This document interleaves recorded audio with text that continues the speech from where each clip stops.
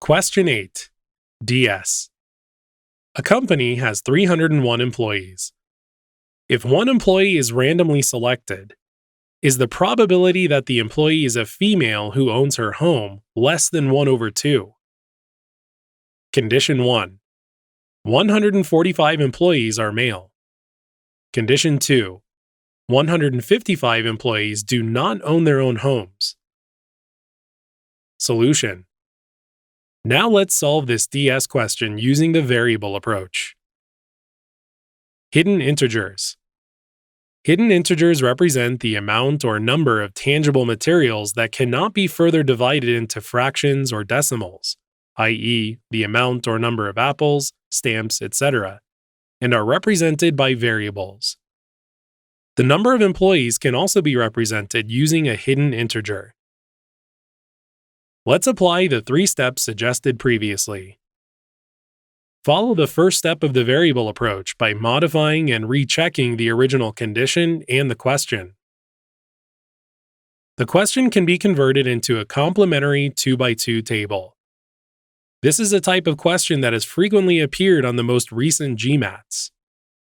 Let's assign different variables to different quantities, as shown in the table. Number of females who own their own home, A.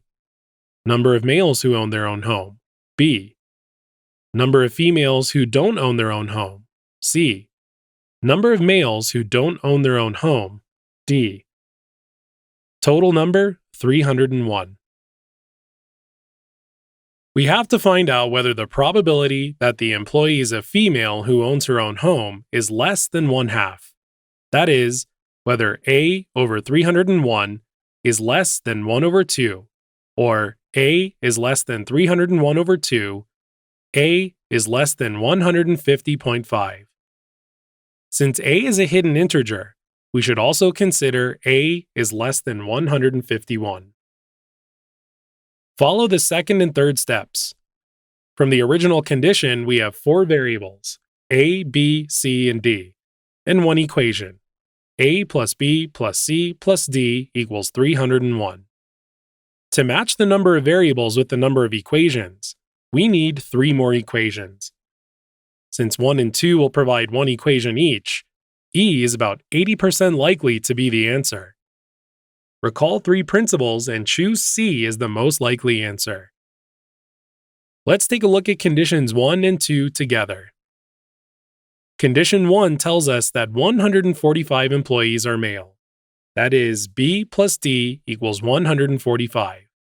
And condition 2 tells us that 155 employees do not own their own homes. That is, C plus D equals 155. Let's take a look at the complementary 2x2 table. Number of females who own their own home, A. Number of males who own their own home, B. Total number who own their own home, 146.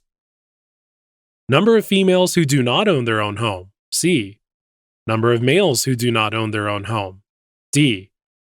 Total number who do not own their own home, 155. Total number of females, 156. Total number of males, 145. Total, 301. Now, A plus B equals 146. A is less than A plus B equals 146, which is less than 151. Or A is less than 151. So the answer is yes. According to CMT 1, which states that the answer will be in terms of a unique yes or no. The 2 conditions are sufficient when applied together. So, C seems to be the answer. However, since this question is a hidden integer question, which is one of the key question types, we should apply tip 4, which states that if a condition is too trivial, it cannot be the answer. Therefore, C may not be the answer. Here, we should apply CMT 4 times A, which states that if you get C as the answer too easily, you should also consider A and B as possible answers. Therefore, let's check each condition separately. Condition 1 tells us that 145 employees are male.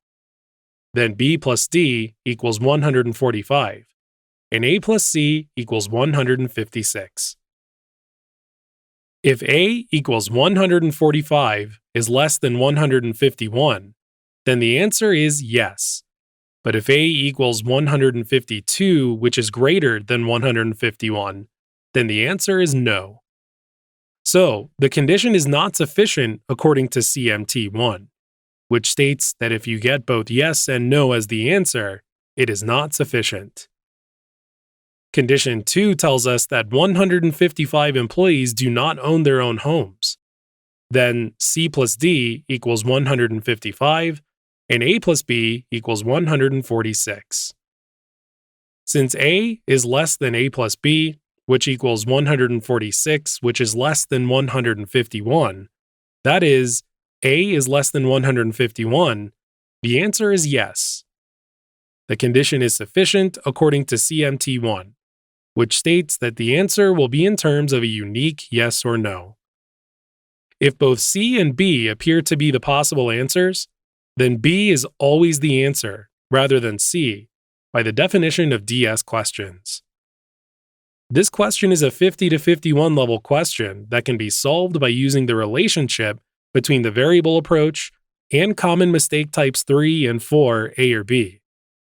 This is a typical question that requires applying the variable approach in common mistake type 4A. You should get this question right. This is a 50 to 51 level question that appeared in recent exams. Pay attention when you solve hidden integer questions. Your GMAT math score will increase by 20 points only when you get those questions right. Condition 2 alone is sufficient. So, B is the correct answer. Answer B.